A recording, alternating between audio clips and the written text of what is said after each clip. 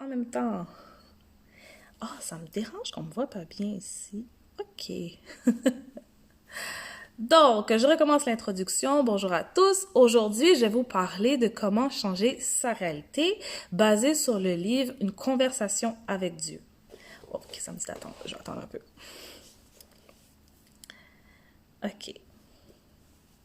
Donc, comme je vous ai dit, j'ai écouté un livre audio qui se nomme Une conversation avec Dieu et j'ai vraiment aimé. C'est un livre basé sur la compréhension de savoir pourquoi nous sommes sur Terre, pour savoir comment est-ce que nous créons notre réalité, les relations, la réincarnation. Donc, si ça vous intéresse, c'est un livre que j'ai trouvé très intéressant. Salut! OK, donc c'est ça. Comme je disais, le livre Une conversation avec Dieu, c'est un livre vraiment intéressant, c'est un livre spirituel. Et aujourd'hui, je voulais vous en parler parce que je trouve qu'il y a un grand lien avec le coaching. Okay? Le coaching, surtout l'outil de coaching, le modèle, qui a été inventé par Brooke Castillo. Donc, je vais vous parler un peu plus du livre pour commencer. Donc, le livre Une conversation avec Dieu, c'est un livre qui a été écrit en 1993, je crois, par Neil Donald Walsh. Donc lui, il s'est dit, il allait écrire une lettre de frustration au Seigneur parce qu'il était fâché de sa vie. On me dit, ah, pourquoi, Seigneur, tout se passe ainsi? Pourquoi est-ce que j'ai autant de misère dans ma vie? Donc il s'est mis à écrire et soudainement, il s'est rendu compte que sa main commençait à peut-être chauffé, il voulait pas lâcher son stylo et il écrivait les réponses. Pendant un moment, il s'est demandé est-ce que c'est lui, son imagination, qui invente des réponses, mais les réponses étaient tellement concrètes, des réponses à laquelle il n'avait pas vraiment idée ou qu'il n'aurait pas pensé, imaginé, qu'il a compris que il parlait avec Dieu. Et aussi parce que le Dieu s'est introduit, il s'est dit oui, c'est moi Dieu. Donc, à croire ou pas croire, moi je trouve ce livre tellement intéressant parce que ça remet en question toutes tes croyances ou ça vient les confirmer. Et comme je dis, le modèle, c'est un outil qui est très spirituel, j'ai remarqué, et c'est pour ça que je voulais en parler aujourd'hui. Donc, ce que j'ai retenu aussi dans le livre qui m'a marqué, c'est comment est-ce qu'on fait pour changer sa réalité.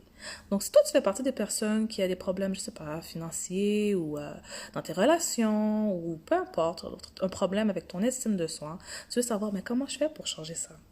Hein? Donc, je vais t'expliquer en fonction de ce que le Seigneur a dit dans le livre. Donc, il dit qu'en fait, nous sommes tous des êtres de création. Okay? Tout ce que tu vois autour de toi, l'être humain le crée. Est-ce que ce soit quelque chose de positif, négatif, l'être humain l'a créé. Tu l'as créé. Tu es un être de création, que tu le veuilles ou non.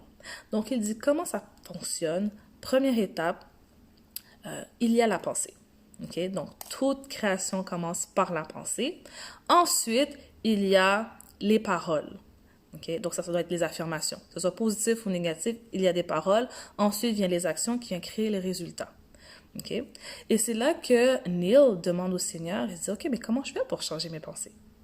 Comment je fais pour changer la réalité? Parce que j'ai des pensées qui sont dans mon esprit depuis que je suis tout jeune. Je veux dire, ça, c'est pas évident. Comment je fais pour changer ça? Et c'est là que le Seigneur lui disait, mais c'est vrai, parce qu'en fait, il y a des pensées qui ne t'appartiennent pas. Okay? Vu qu'on nous vivons dans une société, nous avons des pensées collectives, j'ai envie de dire. Donc, nous sommes un peu sur autopilote pour plein de choses. Donc, ce qu'il a mentionné, c'est ce qu'il faut faire, c'est renverser la machine. À la place de penser, parler et agir, c'est agir en premier, avoir des paroles sur tes actions, puis ça va venir transformer tes pensées. Donc ça, c'est à peu près le contraire de ce qu'on a appris. On dit pense avant d'agir. Le Seigneur a dit tu peux agir avant de penser. Ça va être ton excuse. Et il a donné un exemple. Il donnait un exemple, par exemple, si toi tu te sens pas comme une personne plus généreuse ou je sais pas. Il y avait un exemple dans le livre qui disait, OK, tu passes à côté d'une personne peut-être qui est sans abri, tu prends ton portefeuille, tu vois un 5$. Tu voudrais lui donner, mais là, il y a la pensée qui vient. Mais non, 5$, c'est trop. On ne devrait pas donner tout ça. Toi-même, tu manques un peu d'argent. Pourquoi tu ferais ça? Pourquoi X? Pourquoi Y? Et là, ça vient influencer ton action. Tu comprends? Et ça te met dans une énergie de manque. Parce que tu te dis, si je donne 5 dollars, je vais pas le revoir. Ou là, tu commences à penser, et on va tous revoir le 5 dollars d'une façon ou d'une autre. Mais on se met à trop penser.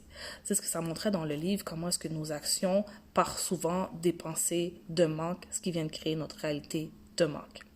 Et ça me fait penser au modèle. Donc, si vous voyez si vous ne savez pas c'est quoi le modèle, vous pouvez aller dans mon profil, je parle pour ceux qui sont sur Instagram, mais celles qui sont dans mon groupe, je vous ai fait une vidéo là-dessus. Vous pouvez voir dans mon profil une vidéo que j'ai faite sur le modèle. Ça l'explique très bien. C'est une circonstance qui survient dans votre vie, qui vient influencer vos pensées face à la circonstance, qui influence vos émotions, actions, et là, vous avez les résultats.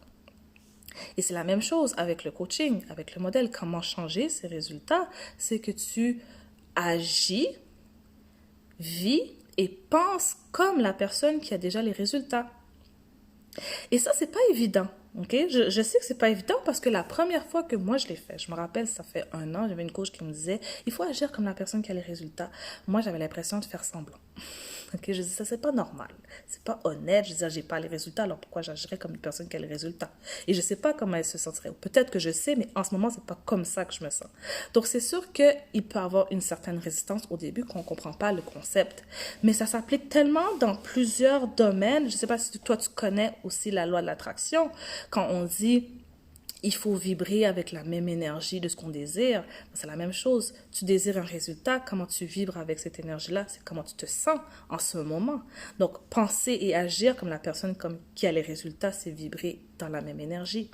Même chose si on parle de façon biblique. Je pense que c'est le verset Matthieu 11, 24 qui dit qui dit crois que tu l'as reçu et tu le verras s'accomplir. J'ai peut-être déformé un peu la phrase, mais c'est une question de foi. Tu comprends? Quand tu pries, moi, quand j'étais jeune et qu'on me disait il faut prier, je priais dans le sens, s'il te plaît, Seigneur, est-ce que ceci, cela, est-ce que tu pourrais, j'aimerais, X, Y, Z. Et c'était vraiment dans une énergie de manque. Et il n'y avait pas de gratitude. J'étais toujours en train de demander.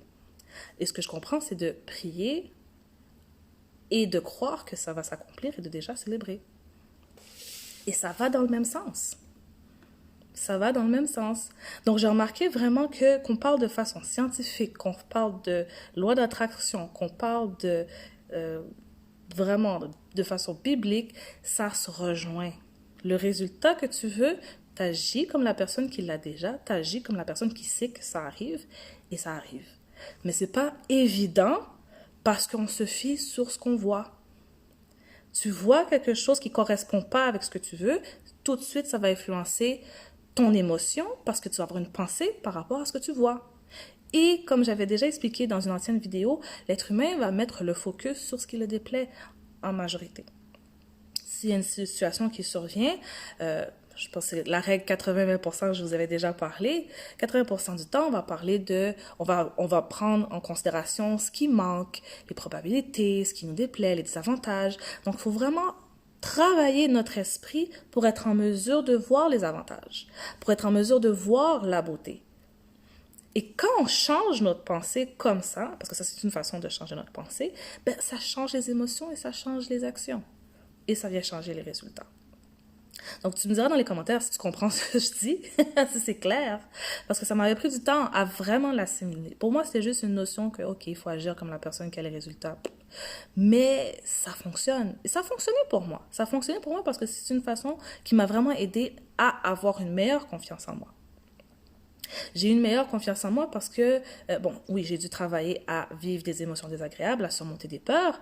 Et ça, comme je l'avais montré dans mon groupe Facebook durant l'été, c'est vraiment une question d'apprendre à vivre l'émotion de souffrance ou de peur parce que c'est une vibration qui est dans le corps. Rien de plus ni moins. Des fois, on a tellement peur parce que comme j'avais déjà expliqué aussi, notre cerveau veut te protéger. Donc, dès que tu sors de ta zone de confort, c'est comme si ça équivaut à une mort sociale. Mais c'est pas vrai. C'est une question de te faire voir que tu vas survivre, que c'est correct et de transformer ta perception à chaque fois que tu sens qu'une situation ne s'est pas passée comme tu voulais. De travailler à voir le positif, de travailler à voir l'avantage, de travailler à voir qu'est-ce que tu as gagné. Donc ça, c'est une autre façon de vraiment être en mesure de transformer tes pensées pour continuer et être aligné avec les résultats que tu veux avoir. Et ça m'a aidé. J'ai dû faire des actions, même quand j'avais pas toujours confiance. Parce que, pas se mentir, si on attend d'avoir tout le temps une grande confiance avant d'agir, on peut attendre longtemps. Donc, je fais une action, j'ai pas la meilleure confiance, je vois un résultat, je transforme ma pensée par rapport à ce résultat-là, ce qui me motive à continuer et à aller de l'avant plutôt que d'abandonner. Donc, ça m'a aidé à travailler ma confiance, à voir ce que j'ai pu apporter, à voir comment est-ce que je suis une bonne personne, comment je suis experte dans ce que je fais, comment j'aide les gens, plein de choses. L'amour de moi aussi, ça m'a vraiment aidé à travailler sur moi, ce coaching-là, le modèle. Et ben aussi la spiritualité, comme je vous dis, parce que c'est relié. C'est relié. Et aussi, ça m'a aidé côté business, parce que là, en ce moment, j'ai plus de clientes que ce que j'en avais l'année passée. Donc, ça en dit beaucoup. Tout part de soi. Et si toi, en ce moment aussi, tu sens que tu es bloqué, tu n'arrives pas à changer ta perception, tu n'arrives pas, tu te dis non, ce qui se passe en ce moment, pour moi, c'est trop, j'aime pas ça, et je sais pas comment changer, je suis bloquée, moi, je t'invite à prendre rendez-vous avec moi. Parce que le coaching, quand je vous dis, c'est un lien de spiritualité et ça se travaille. Ça se travaille. En ce moment, j'ai des applications qui sont ouvertes pour le mois de septembre. On commence le 14 septembre. C'est un coaching de 3 mois. Si ça t'intéresse, si tu veux surpasser tes peurs, si tu veux avancer, changer ta réalité, je t'invite à prendre rendez-vous avec moi via le lien dans ma biographie et on va travailler ça ensemble. Parce que tu peux. Et c'est ce que j'aime parce qu'avant, je voyais des personnes changer et je me disais, mais eux autres, ils ont quelque chose de plus. Des fois, on pense ça. On pense que les gens qui changent, qui sont capables de transformer, de passer de A à Z ou je sais pas, on pense qu'ils ont un avantage supérieur. Et on a tort quand on pense ça. Et c'est pas utile d'avoir ce genre de pensée-là parce que ça vient nous dévaloriser, j'ai envie de dire. Parce qu'on se dit, oh non, eux autres, c'est correct, c'est parce qu'ils avaient déjà ça, ils avaient cette aide-là, blablabla. Bla, bla, bla. Ça vient justifier, en guillemets, pourquoi nous, on n'y arrive pas. Mais tu t'enlèves ton pouvoir quand tu fais ça. Parce que tu peux. Tu peux. Et quand tu vois que c'est pas une question de certaines personnes sont capables et d'autres non, qu'on peut tous le faire, parce qu'il y a une règle. Moi, j'aime ça. J'aime tout ce qui est une structure, tout ce qui est bien. Comme je dis, il y a une étape, la pensée, parole, action. OK, dans ce cas-là, dans ce cas-là, ce qu'il faut, c'est le maîtriser.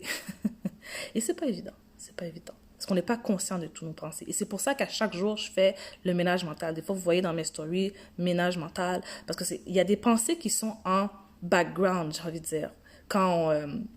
Vu qu'on en a 80 000 environ, 60 à 80 000, il y a des pensées qui sont en arrière-plan et que si on ne prend pas conscience, elles vont diriger ta journée. Donc, à chaque matin, je fais un ménage mental pour savoir okay, qu'est-ce qui est en train de se passer là en ce moment, comment je peux travailler ça pour arriver à mes buts. Et ça, tu peux le faire aussi.